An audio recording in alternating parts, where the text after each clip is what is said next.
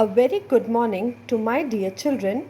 Today, in our online class, we would be doing external factors or forces of microenvironment. A company in its day-to-day activities has to deal with several social groups.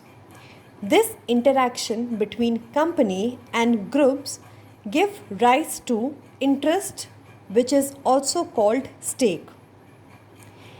Person or group of people having stake or interest in the organization are called stakeholders. Therefore, external factors or forces refers to those individuals and groups who have stake or interest in the working and performance of the particular business. There are 7 external factors in microenvironment. First being the customer. A customer is a person who buys firm's product and services. There are many types of customers like individual, household, government department and commercial establishment. As you all know, a customer is the king because goods and services are produced as per the needs and expectation of its customers. The customer environment is becoming global. You may also say it is becoming more competitive due to globalization and liberalization. Therefore, a business can exist and become successful only when it can create and satisfy its customer. Second external factor is competitors. A company has to face two types of competition. First, direct and second, indirect.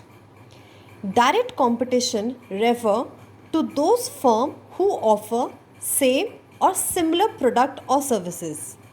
Like in the case of cell phones, Oppo, Samsung, Micromax, Sony Ericsson are all competitors. Therefore, business enterprise must try to give a better product or more value for money than its competitor. Indirect competition. Indirect competition comes from firms vying for discretionary income. Discretionary income is the amount of an individual's income available for spending after the essentials. After the essentials like food, clothing and shelter. How discretionary income is spent entirely depends on the individual. The individual may spend it on cinema or theatre or casino or in any other ways of entertainment. Indirect competition take place between business enterprises competing for this discretionary income. For example, cinema faces indirect competition from other forms of entertainment. Third external factor of microenvironment is suppliers. Suppliers refer to those people or group of people who supply raw material and components to the company. A reliable source of supply helps the company in stock carrying cost. Second, uninterrupted operations. Generally, companies have multiple sources of supply so that production is not affected due to strike or any other production problem. Fourth external factor is marketing intermediaries or middlemen.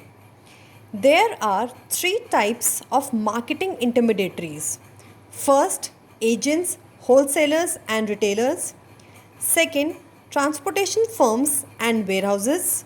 Third, advertising agencies and insurance companies.